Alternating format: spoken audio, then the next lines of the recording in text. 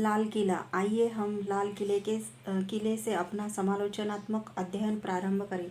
पृथ्वीराज रासो नामक समकालीन ग्रंथ से हमें ज्ञात होता है कि पृथ्वीराज यमुना नदी के तट पर बने एक राजमहल में रहता था। परंपरागत लेखे भी हमें बताते हैं कि पृथ्वीराज का महल लाल कोट अर्थात लाल दीवारों की संरचना के नाम से विख्यात था। इन दोनों विवरणों का पूर्णोत्तर हमें आज दिल्ली के एकमात्र उस भवन से मिलता है जो आज लाल किला कहलाता है और आज फिर भी मुगल बादशाह शाहजहाँ को दिल्ली का लाल किला बनाने का संपूर्ण व्यर्थ में दिया जा रहा है। शाहजहाँ से लगभग 250 वर्ष पूर्व सन 1398 में दिल्ली निवासियों का नरसंहार करने वाले तैमूरलंग ने पुरानी दिल्ली का उल्लेख किया है और फिर भी हमारे इतिहास ग्रंथों में पुरानी दिल्ली का वर्णन उस नगरी के रूप में आता है जिसकी स्थापना शाहजहाँ ने की थी। दिल्ली में लाल किला पुरानी दिल्ली का नाभीय स्थल है। तथ्य रूप में पुरानी दिल्ली धुरीय मार्ग चांदनी चौक मार्ग जो लाल किले को उस भवन से जोड़ता है जो आज फतेहपुरी मस्जिद कहलाता है, किंतु जो दिल्ली के हिंदू शासकों के कुल देवता का मंदिर था के चारों ओर बसी है। इस प्रकार शाहजहाँ से 400 वर्ष पूर्व भी लाल किले और अपने प्रमुख बाजार चांदनी चौक सहित पुरानी दिल्ली निश्चित रूप में ही अस्तित्व में थी। किले के पिछले भाग में प्रवाहित यमुना तट राजघाट पुकारा जाता है। यह संस्कृत शब्द है। यह अभी तक प्रचलित न रहता यदि राजाओं के अनेक पीढ़ियों ने शाहजहाँ और उसके अनुवर्ती मुस्लिमों से पूर्व लाल किले में आवास न रखा होता। मुगल वंश के 5वें बादशाह शाहजहाँ के पश्चात किसी भी राजा ने लाल किले से देश में शासन नहीं किया। यदि शाहजहाँ ने किला बनाया होता तो पिछली और यमुना का तट राजघाट न कहलाकर बादशाह घाट के नाम से पुकारा गया होता। किले के एक द्वार पर बाहर की ओर एक हाथी की मूर्ति चित्रित है। इस्लाम किसी भी प्रकार का मूर्तिकरण कठोरतापूर्वक मना करता है, जबकि राजपूत सम्राट गजों के प्रति अपने प्रेम के लिए सुविख्यात है। किले की मेहराबों के दोनों ओर प्रस्तुत पुष्पक लक्षण है जो सभी मध्यकालीन हिंदू भवनों पर दृष्टव्य है। प्रवाहमान जल प्रवाहिकाएं जिनमें से यमुना का जल संपूर्ण किले में कलकल निनाद करता बहता था, फिर राजपूत निर्माण की पुष्टि करते हैं क्योंकि रेगिस्तानी परंपरा वाले मुस्लिमों ने प्रवाहमान जल प्रवाहिकाओं की कभी कल्पना भी न की होगी। श्रावण भादो दर्शक मंडप एवं दीवाने खास में केशर कुंड फिर हिंदू शब्दावली है। राजपूत क्षत्रिय शासक केशर जल से स्नान करते थे। साथ के कमरे में के फर्श पर हिंदुओं में पूज्य कमल पुष्प बना है। दीवाने खास और दीवाने आम में एक भी गुंबद या मीनार नहीं है जिस पर मुस्लिम सदैव बल देते रहे। दीवाने आम की संगमरमरी व्यासपीठ में जिस पर बादशाह बैठा करता था मंदिर के प्रकार की छत है, जिसके नीचावश्म प्रकार के 2 सिरे त्रियर्क रूप में जुड़े हुए हैं। दीवाने खास में अंबर पुराना जयपुर के भीतर के राजोचित भाग से अत्यधिक विस्मयकारी समानता है। अंबर आमेर राजपूतों द्वारा मुस्लिम पूर्व काल में बनाया गया था। स्मृति ग्रंथों एवं तिथिवृत्तों के उल्लेखानुसार प्रत्येक मुगल शासक का 5000 स्त्रियों का हरम होता था। वे सब स्वयं शासक और उनके अनेक बाल बच्चे किसी भी प्रकार कल्पना किए जाने पर दीवाने खास से संलग्न 2-3 कमरों में समा ही नहीं सकते थे। दीवाने खास के निकट संगमरमर के जंगले पर राजा की न्याय तुला का चित्र अंकित है। अपनी प्रजा के 99% भाग को नीच व्यक्ति समझाने वाले मुगल शासक अपने राजमहल में न्याय के उस चिन्ह को अंकित करने की कभी कल्पना भी नहीं कर सकते थे, किंतु ब्राह्मणों द्वारा उपदेशित राजपूत शासक अवश्य ही न्याय तुला के चित्र से प्रेरणा लेकर न्याय प्रदान करना अपना एक प्रमुख कर्तव्य समझा करते थे। दीवाने खास और दीवाने आम में मंडप शैली की अलंकृत हिंदू कलाकृति है। इसके अतिरिक्त दीवाने खास सन 1984 ईस्वी सन के आसपास निर्मित अंबर आमेर पुराना जयपुर के भीतरी महल से अत्यधिक मिलता जुलता है। दीवाने खास की एक दीवार पर खुदी हुई फारसी की पंक्तियों में लिखा है कि यह स्थान पृथ्वी पर स्वर्ग है। इस प्रकार की डींग केवल बलात् अधिग्रहण करने वाला ही हाँक सकता था। यदि शाहजहां इस भवन का मूल निर्माता रहा होता तो वह कभी भी इस प्रकार अतिशयोक्तिपूर्ण शब्दावली में वर्णन न करता। मूल निर्माता तो प्राय रचना के संबंध में संकोचशील होता है, और भी बढ़कर बात यह है कि भवन के दोषों के संबंध में निर्माता इतना सजग होता है कि वह कभी भी ऐसे निर्माणों को पृथ्वी पर स्वर्ग कहने की कल्पना कर ही नहीं सकता। लाल किले से आगे बढ़ने पर केवल कुछ गज ही दूरी पर हम देखते हैं कि निकटतम दोनों देवालय और गैर मुस्लिमों के ही है। इनमें से एक लाल जैन मंदिर और दूसरा गौरी शंकर मंदिर है। यदि शाहजहां ने लाल किला बनाया होता तो वह कभी भी इन दोनों गैर मुस्लिमों के देवालयों को बने रहने की अनुमति न देता। ये दोनों मंदिर इन स्थानों पर इसीलिए है कि शाहजहां से शताब्दियों पूर्व राजपूतों ने यह लाल किला बनवाया था। लाल किले से निकलता हुआ मुख्य बाजार चांदनी चौक मूल रूप में केवल हिंदुओं से ही घिरा हुआ है। यदि मुगलों ने यह किला बनवाया होता तो चांदनी चौक में तुर्कों, अफगानों, फारसी लोगों, अरबों, अबिसिनियों, हिंदू धर्म परिवर्तितों के ही आवास होते, हिंदुओं के नहीं। समस्त पुरानी दिल्ली की जनसंख्या अधिकांशतः हिंदू ही है। इसकी संलिष्ट एवं घुमावदार गलियों में मकान भी परंपरागत हिंदू शैली में ही बने हुए हैं। यह मानना बेहूदी बात है कि शाहजहां जैसे क्रूर धर्मांध व्यक्ति के हिंदुओं के लिए मकान बनवाए और समस्त नगर की विशाल दीवार में किलेबंदी की जैसे कि तैमूरलंग की आत्मकथा में कहा गया है। पुरानी दिल्ली शाहजहां से शताब्दियों पूर्व अस्तित्व में थी। इतने विपुल प्रमाणों के विरुद्ध यदि शाहजहां के स्मृति ग्रंथों के परस्पर विरोधी तथा मनगढ़ंत रूपांतरों में शाहजहां द्वारा किसी किले या नगर की स्थापना के स्थूल में संदर्भ मिल जाए तो इतिहासवेत्ताओं को तुरंत ही उस दावे को निर्धार और अप्रामाणिक घोषित कर देना चाहिए। मध्यकालीन मुस्लिम इतिहास वृत्तों में अरेबियन नाइट्स की गंध आती है। वे तिथिवृत्त सार्वभौमिक अधिकारी या संरक्षक सरकार मनोविनोद करने और उनका अनुग्रह प्राप्त करने के लिए लिखे गए परियों की कथानक है तथा पूर्णतः काल्पनिक है। रात्रि में शयन पूर्व बच्चों को बिस्तरे पर लेटे लेटे कहानियां सुनाते समय जैसे किसी भव्य जादू महल की सामग्री की कल्पना हम स्वयं ही करने लगते हैं, वैसे ही ये तिथिवृत्त भी कल्पना पूरी है। मुस्लिम बादशाहों के स्मृति ग्रंथों पर टीका करते हुए सर H.M. इलियट और प्रोफेसर जॉन डॉसर ने बार बार सावधान किया है कि उन स्मृति ग्रंथों में उन सभी बातों का समावेश है जो उस बादशाह या चाटुकार लेखक ने विचार की अमुक बात सार्वजनिक जानकारी में आनी ही चाहिए। मध्यकालीन मुस्लिम तिथिवृत्तों की अपनी अष्टखंडीय समीक्षा में स्वर्गीय सर H.M. इलियट ने लिखा है कि भारत में मुस्लिम काल का इतिहास निर्लज्जता पूर्वक किया गया रोचक कपट जाल है।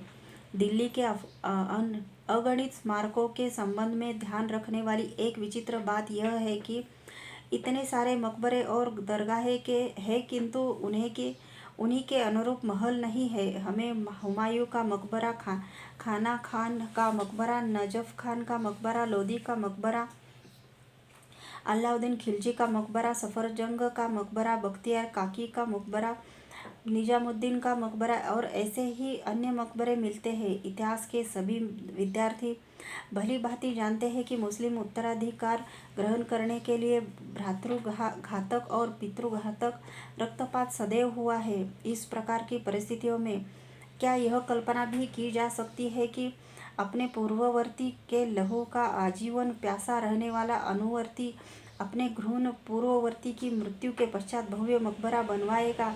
और क्या ऐसा भी संभव हो सकता था कि जो आदमी आजीवन अपने और अपने बाल बच्चों के लिए कोई महल न बनाए, वही आदमी अपने पूर्ववर्ती के लिए भव्य महल बनाए और इसी क्रमानुसार उसको भी अपनी मृत्यु के पश्चात एक भव्य मकबरा अपने अनुवर्ती द्वारा मकबरे के रूप में प्रयोग करने के लिए मिल जाए?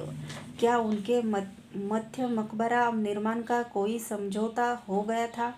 अपने मृतक पूर्वज के लिए भव्य मकबरा बनाने की सोचने से पूर्व सिंहासनारूढ़ बादशाह अपने और अपने बाल बच्चों के लिए सैकड़ों महल बनवाएगा। इन दोनों विचारों से इतिहास के किसी भी विद्यार्थी को समझ में आ जाना चाहिए कि संयोज महलों के अभाव में भी इतने सारे मकबरे इसलिए उपलब्ध है क्योंकि मुस्लिम बादशाहों ने न तो मकबरे ही बनवाए और न ही राजमहल। तथाकथित कुतुब मीनार के संबंध में भी पर्याप्त प्रमाण उपलब्ध है जिनसे सिद्ध होता है कि कुतुब मीनार एक ऐसा हिंदू स्तंभ है जो कुतुबुद्दीन से सैकड़ों वर्ष पूर्व भी विद्यमान था और इसलिए इस स्तंभ का निर्माण श्रेय कुतुबुद्दीन को देना गलत है। कुतुब मीनार के पार्श्व में बसी हुई नगरी महारौली कहलाती है। यह संस्कृत शब्द महिरावली है। यह उस नगरी का द्योतक है जहाँ सम्राट विक्रमादित्य के दरबार का विश्वविख्यात ज्योतिषी मिहिर अपने सहायकों गणितज्ञों और तकनीक विशेषज्ञों के साथ रहा करता था। वे इस तथाकथित कुतुब मीनार का उपयोग नक्षत्र विद्यायन के लिए वेद स्तंभ के रूप में किया करते थे। इस स्तंभ के चारों ओर हिंदू राशि मंडल के 27 तारका पुंजों के मंडल बने हुए हैं। कुतुबुद्दीन एक ऐसा उत्कीर्ण अंश छोड़ गया है जिसके अनुसार उसने इन 27 मंडपों को ध्वस्त किया, किंतु उसने ऐसा कहीं नहीं कहा कि उसने किसी स्तंभ का निर्माण भी किया था। इस तथाकथित कुतुब मीना से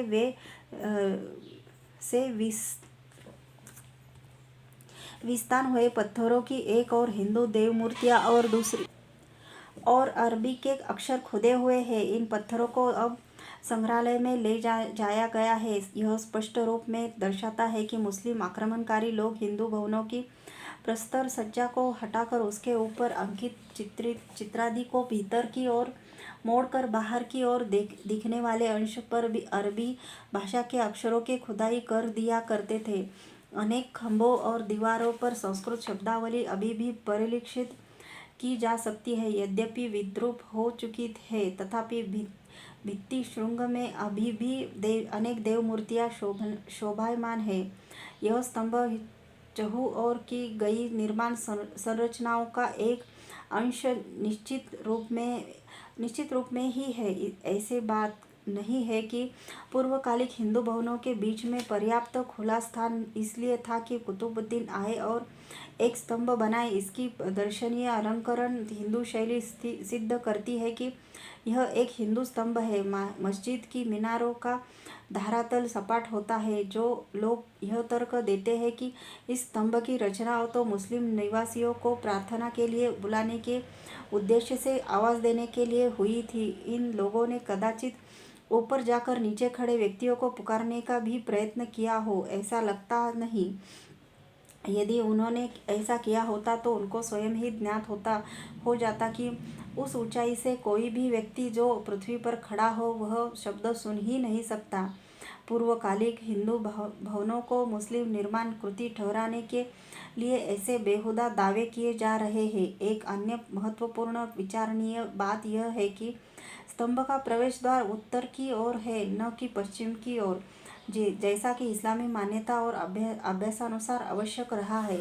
प्रवेश द्वार के दोनों ओर ही प्रस्तुत पुष्प चिन्ह है। ये भी सिद्ध करते हैं कि यह हिंदू भवन है। मध्यकालीन भवनों की हिंदू निर्माण संरचना में प्रस्तुत प्रस्तर पुष्पों की विद्यमानता एक अत्यंत महत्वपूर्ण लक्षण है। अपनी बनाई हुई इमारतों में मुस्लिम लोग ऐसे पुष्प कभी नहीं रखते। स्तंभ के ऊपर कार्निस के ठीक नीचे के भाग में नमूनों पर तोड़ फोड़ अकस्मात समाप्त करने अथवा असंगत पंक्तियों को असंबद्ध रूप में मिला देने के स्पष्ट चिन्ह है। अरबी शब्दावली क्षतिग्रस्त अधोमुखी कमल की कलियों से अंतर्किरणित है।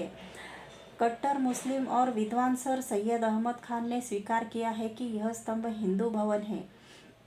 पार्श्वस्थ तथाकथित कुव्वत उल इस्लाम का मेहरबा युक्त प्रवेश द्वार गुजरात के मंदिरों के अलंकृत मेहराबों से युक्त द्वारों से किसी भी प्रकार भिन्न नहीं है। इस भवन के स्तंभ के ऊपर कार्निस के ठीक नीचे ही के भाग में नमूनों में भी तोड़फोड़ के चिन्ह स्पष्ट है, जो सिद्ध करते हैं कि पूर्वकालीन मंदिरों को मुस्लिमों के उपयोग में लाने के लिए मस्जिदों का रूप देने में पत्थरों को इधर उधर करने में मुस्लिम शासकों को बड़ी हार्दिक शांति मिलती थी।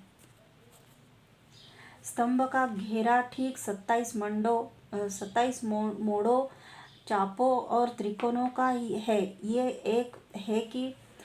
एक के बाद दूसरा, दूसरे के बाद तीसरा, तीसरे के बाद पहला इस क्रम से है। यह प्रकट करता है कि इस क्षेत्र में 27 के अंक का विशेष महत्व तथा उसकी प्रधानता रही है। पहले ही वर्णित 27 तारकापुंजों के मंडपों के साथ इस पर विचारोपरांत कोई संदेह शेष नहीं रह जाता कि यह स्तंभ भी नक्षत्रीय वेद स्तंभ ही था। कुतुब मीनार अरबी शब्द नक्षत्रीय वेदशास्त्र स्तंभ का द्योतक है। सुल्तान कुतुबुद्दीन से इसको संबंध करने और दरबारी पत्राचार में इसके नामोल्लेख की यही कहानी है। समय व्यतीत होते होते कुतुब स्तंभ के साथ कुतुबुद्दीन का नाम अनायास ही संलग्न हो गया, जिसने यह भ्रम उत्पन्न कर दिया कि कुतुबुद्दीन ने कुतुब मीनार बनवाई। स्तंभ की संरचना में शिलाखंडों को दृढ़ता से एक स्थल पर रखने के लिए लौह पट्टियां प्रयुक्त की गई है। आगरा दुर्ग की प्रस्तर प्राचीरों में भी इसी प्रकार की लौह पट्टियां प्रयुक्त हुई है। इनकी अपनी पुस्तक ताजमहल राजपूती राजप्रसाद था मैंने किले के मूल के संबंध में विशद विवरण प्रस्तुत किया है और यह सिद्ध किया है कि यह मुस्लिम पूर्व काल में भी विद्यमान था। इस प्रकार यह स्पष्ट है कि बड़े बड़े भवनों में विशाल शिलाखंडों को सदृढ़ता पूर्वक एकत्र रखने के लिए हिंदू लौह पट्टियां उपयोग में लाना हिंदू प्रकार था। इस प्रकार का दिल्ली की तथाकथित कुतुब मीनार में उपयोग होना इस स्तंभ को मुस्लिम पूर्व काल का सिद्ध करने वाला एक अन्य प्रमाण है। निजामुद्दीन दरगाह, जिसे आज फकीर निजामुद्दीन की दरगाह समझा जाता है, यह वास्तव में एक पुराना मंदिर है जो मुस्लिम आक्रमणों में क्षतिग्रस्त हो जाने के बाद हजरत निजामुद्दीन की दरगाह बन गया, क्योंकि उस फकीर को उसकी मृत्यु के पश्चात वही दफना दिया गया था।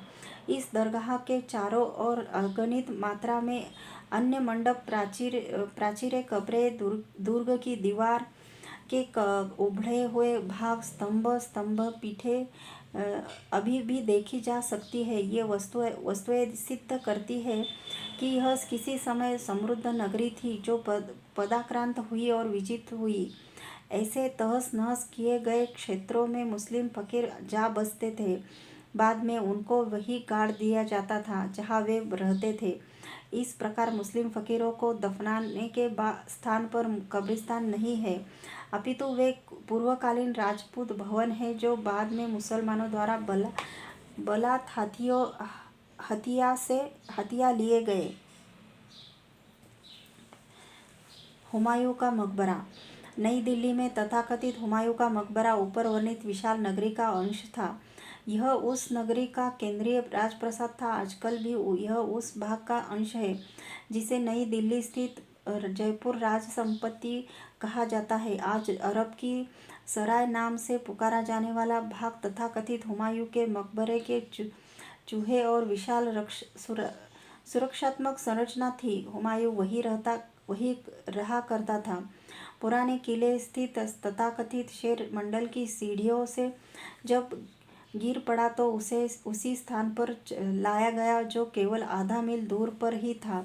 अपनी मृत्यु तक वह इसी राजप्रसाद में पड़ा रहा। जैसा उन दिनों का नित्य प्रति का अभ्यास था, उसे उसी राजप्रसाद में दफना दिया गया जिसमें वह रहता था।